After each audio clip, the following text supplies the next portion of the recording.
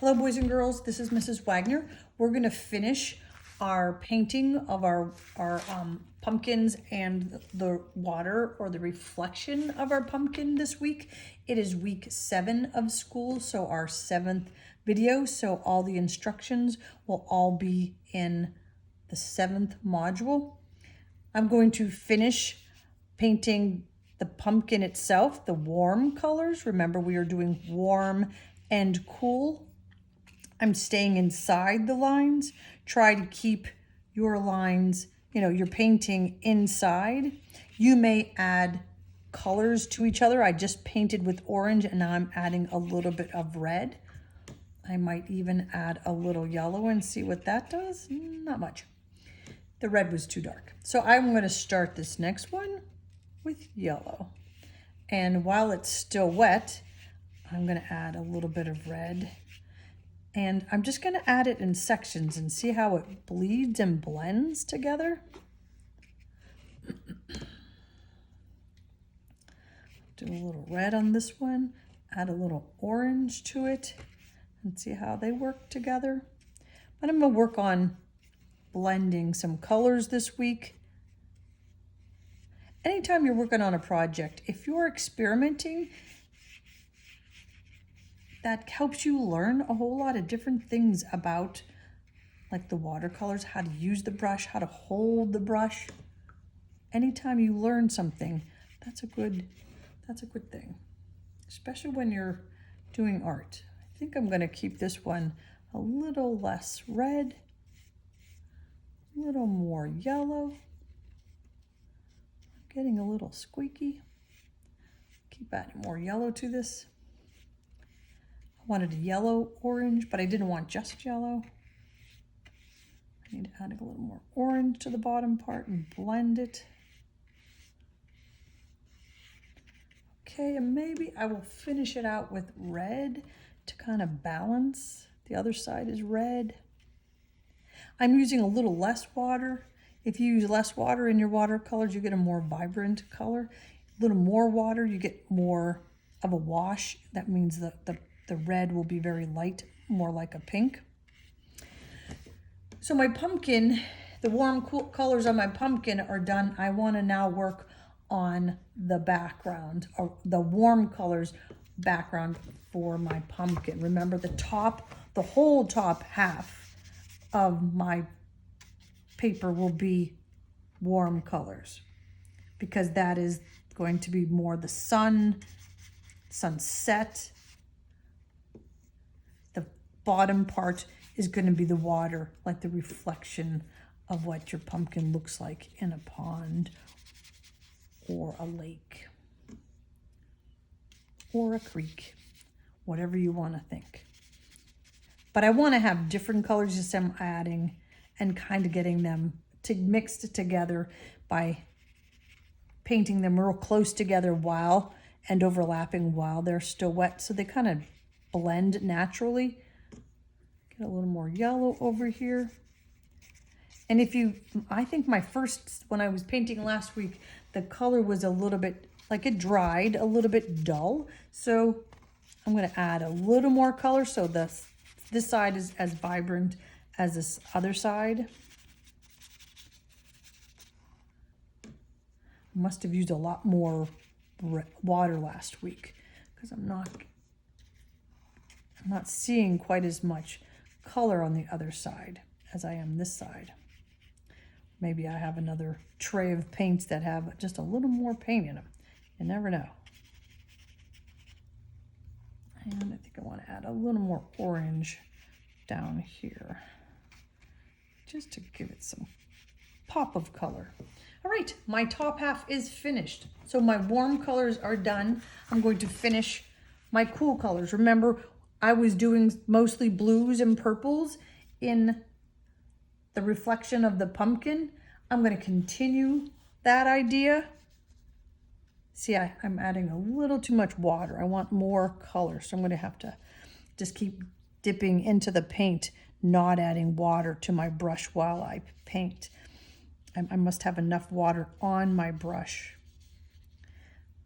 I might add a little bit of blue and blend it. move it across that area fast. Still purpley. A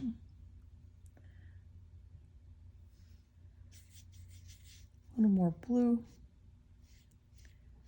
I'm trying to go right against where the wax is. It's not as strong of a line as it is up above because it's just been ironed on, so it's looking like a reflection, but it also, because there's not quite as much crayon there, it's not really going to hold the colors in each rib without having a bleed into each other. So I'm going to try to stay a little bit further away from the edges. I need to get a little bit more purple on here. I've got too many blues. And it seems like that blue is overpowering my purple. There's a little more pigment in the blue. My watercolors are not a bad watercolor. They're Crayola, but they do make other brands like Prang. They make a better quality paint. But if you're not that into watercolors, you don't necessarily need to put a lot of money into your art supplies, especially when you're young and you're just learning what you like, and you'll find out what art supplies you like. And then you can purchase and put a little bit of extra money into them and maybe ask for them for Christmas gifts from somebody that knows that you like art. And having a good supplies really helps you to appreciate your artwork. A couple more minutes, a couple more ribs. I looked online and and you know how I call them the ridges? Well, they call them the ribs. The lines between the bumpy parts on your pumpkin are called ribs.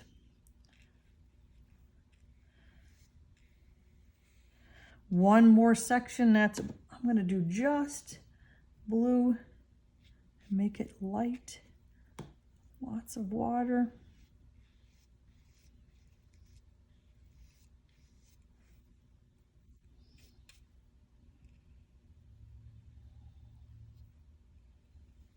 Please take your time.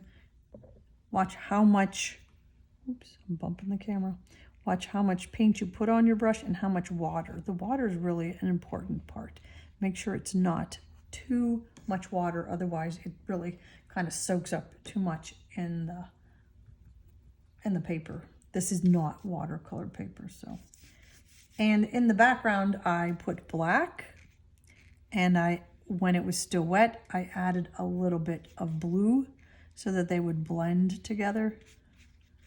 And it was darker. I wanted it to be darker than the pumpkin, so you saw the difference between the pumpkin and the background. I didn't want the background to be the same colors as my pumpkin, because then it would just look like water. You would not see the reflection. What we're trying to achieve is making it look like the reflection of the pumpkin in water.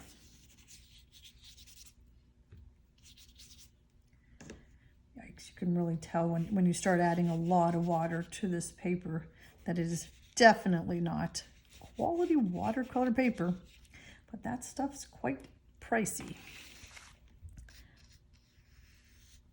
And I need a little more black. Have it blend.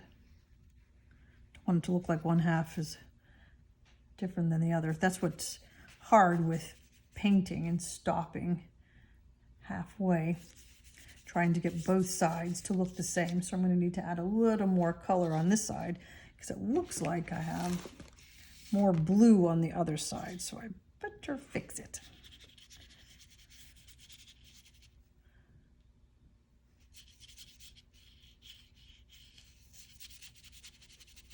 You can see it's absorbing very quickly into the paper. And again, that's unfortunately the quality of the paper, but it serves its purpose. It's teaching, or giving us something to work on while we're learning the skill of watercolor painting. Okay, so my reflection is done, and I'm sorry that you can't see the whole thing. And so my camera is so close that it's hard to see the whole picture, but you can see that the top half is warm colors and the bottom half is your cool colors. Please stay focused, and remember, we always have that 1-point quiz at the end of the module. It's usually right above the video.